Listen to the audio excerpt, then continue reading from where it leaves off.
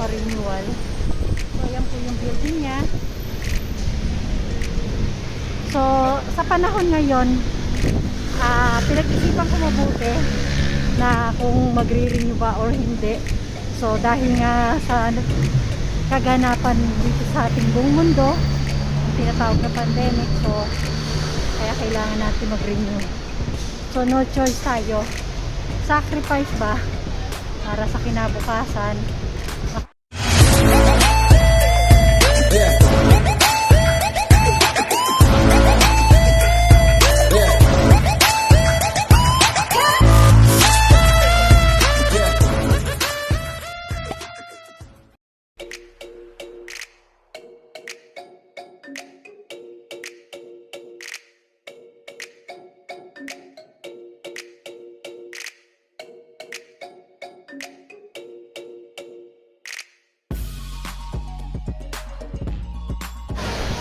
So ayun na nga mga pangyaw. So tapos na ang kontrata natin. So nandito ako ngayon sa Haksawan for renewal my contract. So malamig ang panahon. So ito po, matatagpuan tong Haksawan, ang tinatawag na Haksawan for renewal. So ayan po yung building niya. So sa panahon ngayon, pinag-isipan ko mabuti na kung magre-renew ba or hindi. So dahil nga sa kaganapan dito sa ating buong mundo, ang tinatawag na pandemic, so kaya kailangan natin mag-renew. So no choice tayo. Sacrifice ba para sa kinabukasan? Makapag-ipon-ipon lang po, ganun lang talaga ang buhay. So ito, wow, sarado dito. So doon tayo sa kabila. So immigration po to, dito to sa Haksawan. Ano na ako dati dito nung nagre-renew tayo. So hindi na ako pumunta sa Taipa. Ayan. So ayan ang paligid.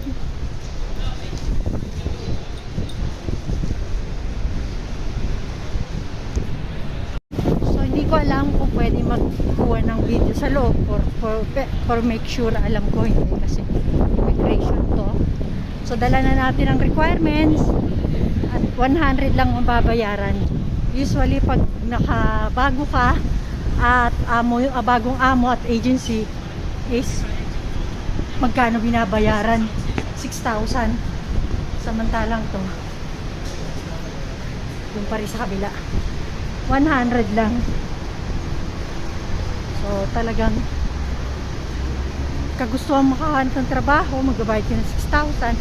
Pero sa ano lang naman yon, sa mga first timer na nakakahanap ng amo.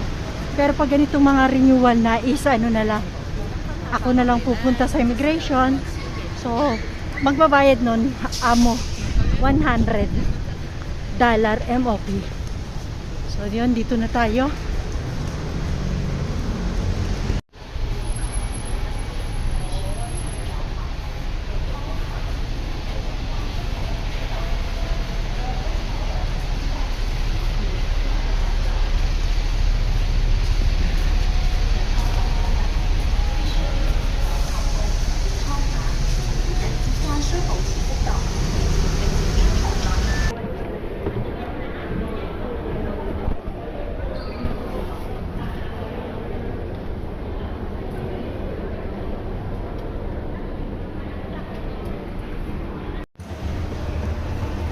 So nandito na tayo sa loob, first floor.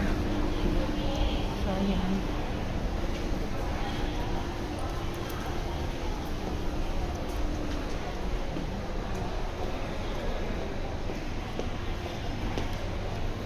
Hindi natin alam kung ano oras matatapos. Samahan nyo ako hanggang mamaya.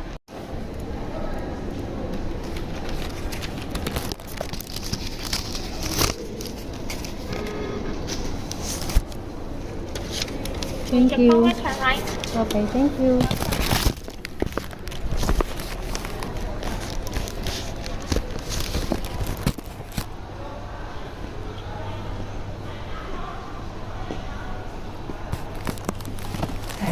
이 약산 또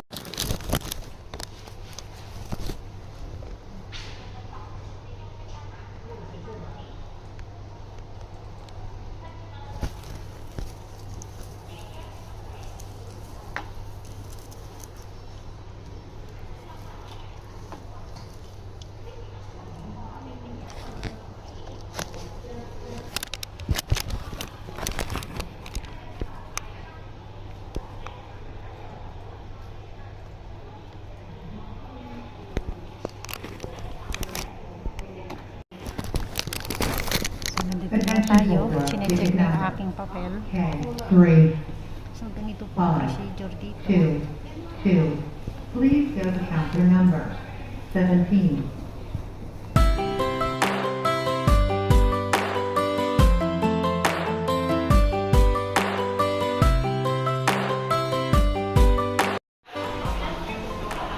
Ayun na, tapos na. Next year daw, panibago na ang pag-renew ng contract. Hindi na kailangan ng maraming papers, hindi na kailangan ng pipilapan. So, yun.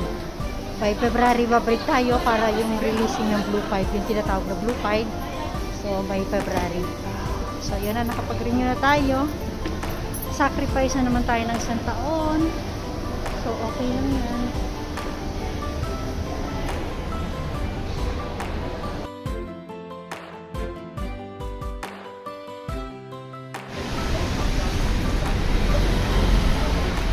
Tapos na, uwi na tayo. Ito yun.